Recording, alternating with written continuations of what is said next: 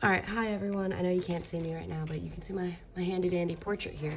So at this point, those of you that are in school right now, you guys should have your portrait glued onto your silhouette and your silhouette glued onto your background, and then your mask glued onto your portrait itself.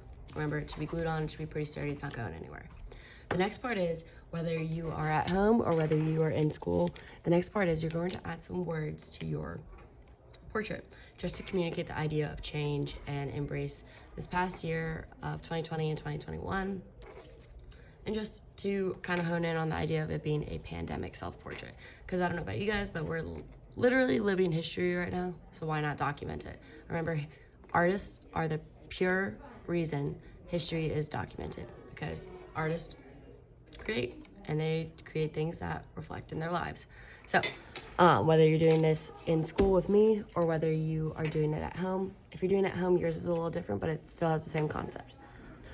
Those of you in school, there will be metallic Sharpies up front on my desk, along with regular Sharpies that I would love for you to use. Now, if you look closer at my project, it starts by saying forever changing. You don't have to do that if you choose not to, but the idea is to reflect on the 2020 and 2021.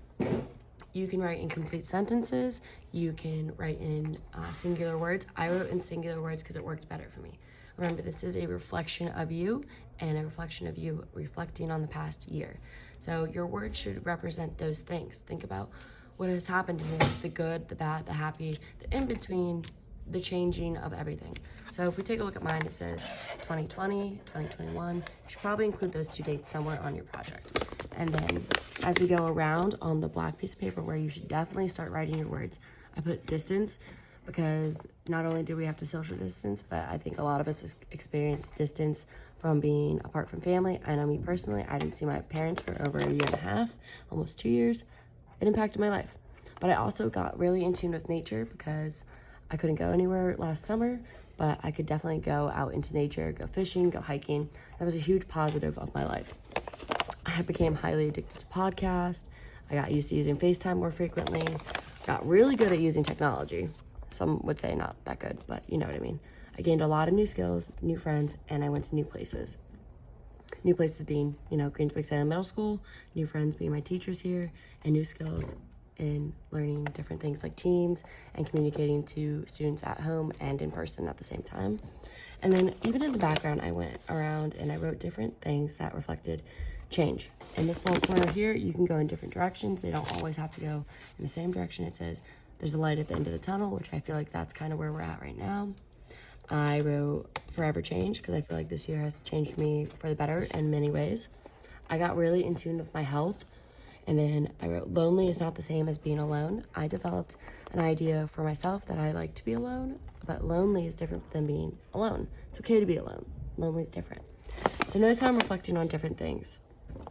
I wrote, even though we're together, or even though we're distant, together we're still stronger, even if we're not in the same room together.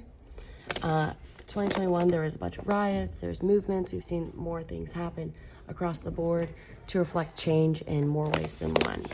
So this is just some ideas that I wrote on mine. You could choose to use different types of font, like I have all capitals here, lower cases, shiny silver, fancy lettering, cursive. You can write in a variety of different things. Now you don't want to overwhelm the background with different words, but you do want it to fill up certain spaces to create emphasis or an impact. If you choose not to write them in the background, that's okay, but you do need to have something written along the black silhouette here. And once you do that, you're all done. Please place your portraits on the back counter neatly. Obviously, there's a 3D aspect to this, so they're not gonna stack evenly, but just be considerate of everyone else. Also, please remember to grab your projects from the front door on your way out. Take those home as well. My fully remote students, some of you are not doing the background and the silhouette, but you do have a drawing. I would like for you guys to, excuse me, even, sorry. Even if you don't have it layered like we do, even just on white piece of paper, maybe using a black Sharpie, black pen, pencil, maybe write something reflective in the same way going around the portrait about the 2020 and 2021 school year and year in general, and then turn it in as well. Now, if there's any questions, feel free to send me a message. If you want to jump right into using the Sharpie, that's what I would do. But if you feel like you need to do it in pencil first, that's okay too. But get this part done today. That way next class we can wrap this up. And if anybody has any questions, I'll respond to them as quickly as possible when we are back together. But this is your goal for the day. Finish this and then we'll move on next time. Message me if you have any questions.